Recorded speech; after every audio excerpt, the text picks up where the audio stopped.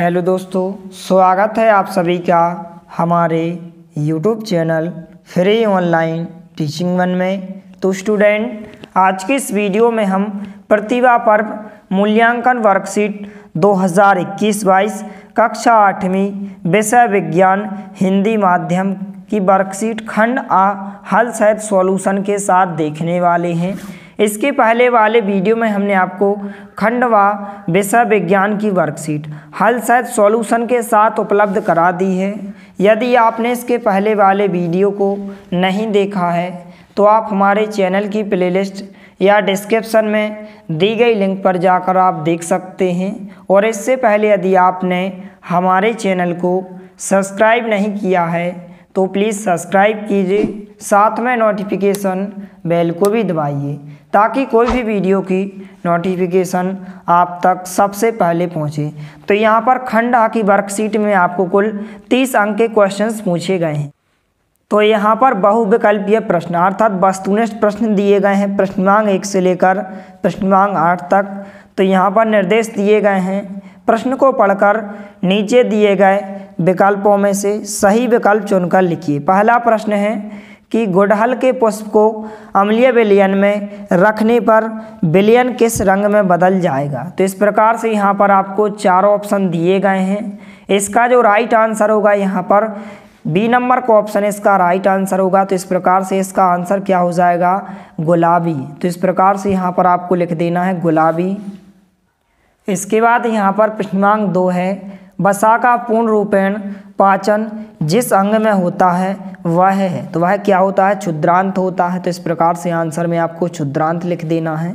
इसके बाद यहाँ पर प्रश्नांक 3 है, दंत विशेषज्ञ मरीजों के दांतों का बड़ा प्रतिबिंब देखने के लिए किस दर्पण का उपयोग करते हैं। तो यहाँ पर आपको 4 ऑप्शन दिए गए हैं। इसका जो राइट आंसर होगा अवतल दर्पण अर्थात ए नंबर का ऑप्शन इसका राइट आंसर होगा। तो आपको अपनी वर्कशीट में आंसर में क्या लिखना है, अवतल दर्पण। इसके बाद यहाँ पर प्रश्नांक 4 है, मार्च माह में अधिकतम तापमान के परिवर्तन को ग्राफ द्वारा दर्शाया गया है। इस प्रकार से आपको अपनी वर्कशीट में एक ग्राफ दिया गया है। तो यहाँ पर आपको बताना है कि एक्स अक्ष पर दिनांक एवं वाई अक्ष पर तापमान डिग्री सेल्सियस में प्रदर्शित किया गया है।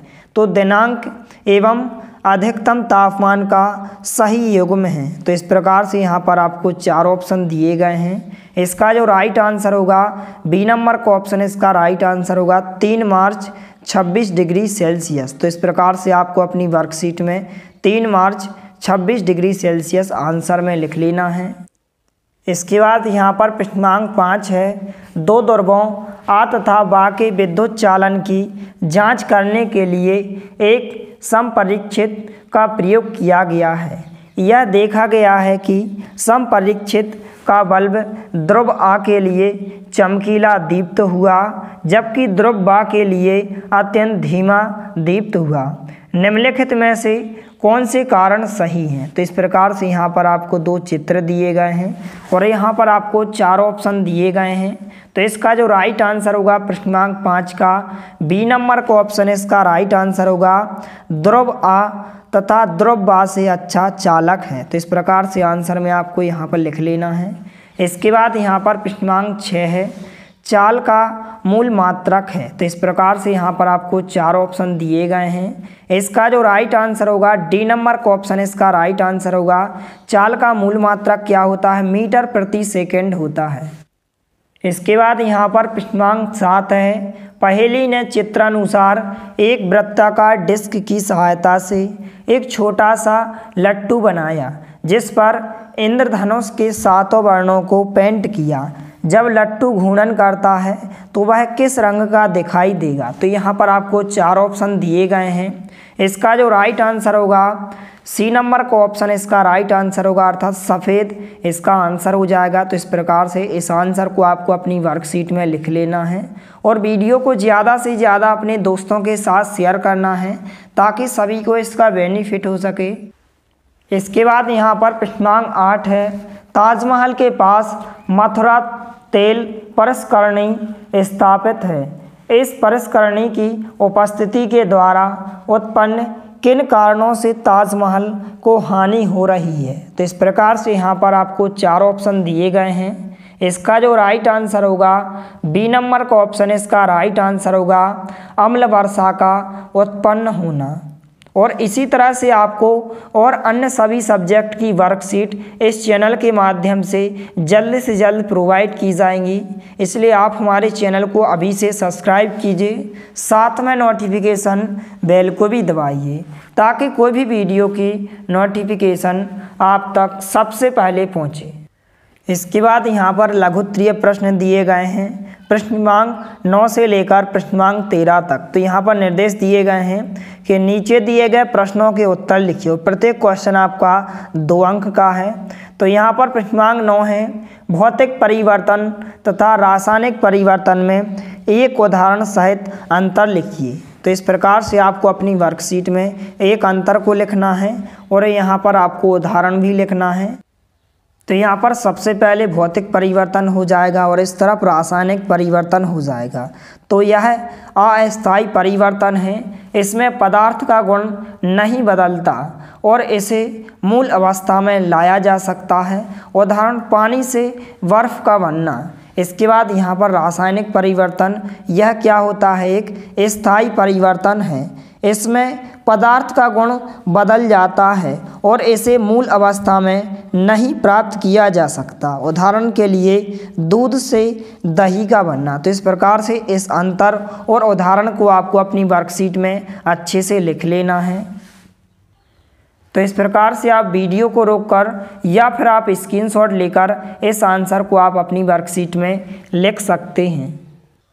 इसके बाद यहाँ पर नेक्स्ट क्वेश्चन है, प्रश्न क्रमांक 10, उपरोक्त चित्र में ए बी सी व डी मोम के 4 टुकड़े लगे हैं। तो आपको एक आपकी वर्कशीट में एक चित्र दिया गया, इस प्रकार से उसमें ए बी सी व डी मोम के 4 टुकड़े लगे हैं। यदि स्केल के नीचे जलती हुई मोमबत्ती रखी जाए तो उपरोक्त व्यवस्था में होने वाले परिवर्तनों से संबंधित निम्न प्रश्नों के उत्तर दीजिए। तो यहाँ पर आपको 2 प्रश्न दिए गए हैं। ए नंबर का प्रश्न है, मोमबत्ती जलाने पर सबसे पहले मोम का कौन सा टुकड़ा गिरेगा। तो यहाँ पर जो मोम का सबसे ऊपर का टुकड़ा है वह मोम को जलाने पर गिरेगा। तो यहाँ पर इसका जो राइट आंसर होगा कि डी वाला टुकड़ा अर्थात सबसे ऊपर का हिस्सा पहले गिरेगा।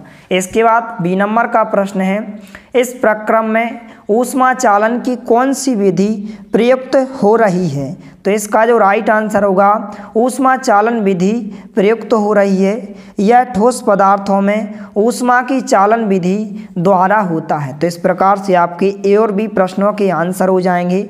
इनको आप अच्छे से अपनी वर्कशीट में लिख लें। इसके बाद यहाँ पर प्रश्न क्रमांक 11 है, प्रकाश संश्लेषण प्रक्रम को रासायनिक समीकरण द्वारा स्पष्ट कीजिए। तो यहाँ पर इसका जो राइट आंसर होगा इस प्रकार से प्रकाश संश्लेषण की क्रिया हो जाएगी 6CO2 यहाँ पर कार्बन डाइऑक्साइड हो जाएगी प्लस 6H2O पानी हो जाएगा, क्लोरोफिल यहाँ पर आ जाएगा, नीचे सूर्य का प्रकाश होगा, इस प्रकार से क्रिया होगी C6H12O6 यह ग्लूकोज का फार्मूला होता प्लस 6O2 अर्थात ऑक्सीजन। तो इस प्रकार से आप प्रकाश संश्लेषण प्रक्रम की क्रिया को इस प्रकार से आप अपनी वर्कशीट में लिख सकते हैं। इसके बाद यहाँ पर प्रश्न क्रमांक 12 है, कोई सरल लोलक 20 दोलन पूर्ण करने के लिए 42 सेकंड का समय लेता है। लोलक का आवर्तकाल ज्ञात कीजिए। तो यहाँ पर जो आवर्तकाल को ज्ञात करने का जो सूत्र होता है इसको आपको अच्छे से ध्यान रखना है। आवर्तकाल बराबर होता है समय बटे दोलन। तो क्वेश्चन में आपको समय दिया गया है और दोलन दिया गया है, तो यहाँ पर हमें आवर्तकाल ज्ञात करना है। तो समय का मान कितना दिया गया 42 सेकंड, तो यहाँ पर हमने 42 लिखा, बटे का चिन्ह लगाया। दोलन की जगह दोलन का मान कितना दिया गया है 20 दिया गया, तो यहाँ पर हमने 20 लिखा। यदि हम इसको 2 से कैंसिल कर दें तो 2 दूनी 4 हो जाएगा, 2 एकम 2 होगा, तो ऊपर 21 आ जाएंगे और नीचे यदि हम 2 से कैंसिल करें तो यहाँ पर नीचे कितने आ जाएंगे 10 आ जाएंगे। इसको हम इस प्रकार से भी लिख सकते हैं 2 सही 1/10 सेकेंड। तो इस प्रकार से लोलक का आवर्तकाल कितना हो जाएगा 2 सही 1/10 सेकेंड होगा। यही आपका राइट आंसर हो जाएगा। इसके बाद यहाँ पर प्रश्नांक 13 है, बूझो ने गुलाब के पौधे की एक शाखा को उसकी पर्व संधि से काटकर मिट्टी में दबाकर गुलाब का नया पौधा लगाया। वह पादप जनन की कौन सी विधि है? इस विधि के क्या लाभ हैं? तो यहाँ पर इसका जो राइट आंसर होगा यह पादप की कायिक जनन विधि है। तो यहाँ पर इसके क्या क्या लाभ हो सकते हैं, इस प्रकार से यहाँ पर आपको लिखना है। इस पौधे का विकास शीघ्र होता है अर्थात जल्दी होता है। दूसरा लाभ है यहाँ पर कि बीजों का अंकुरण होने या इससे लाभ मिलता है। इसके बाद तीसरा यहाँ पर लाभ है, कुछ पौधों का जिनकी लैंगिक क्षमता नहीं होती है, उदाहरण गुलाब, गुड़हल, चमेली, अंगूर आदि। तो इस प्रकार से यह इसके लाभ हो जाएंगे। इस आंसर को आप अपनी वर्कशीट में अच्छे से लिख लें। इसके बाद यहाँ पर नेक्स्ट क्वेश्चन दिए गए हैं, दीर्घ उत्तरीय प्रश्न क्रमांक 14 से लेकर प्रश्नांक 16 तक, और प्रत्येक क्वेश्चन यहाँ पर 4 अंक का है, इसलिए आपको ध्यानपूर्वक अच्छे से लिखना है।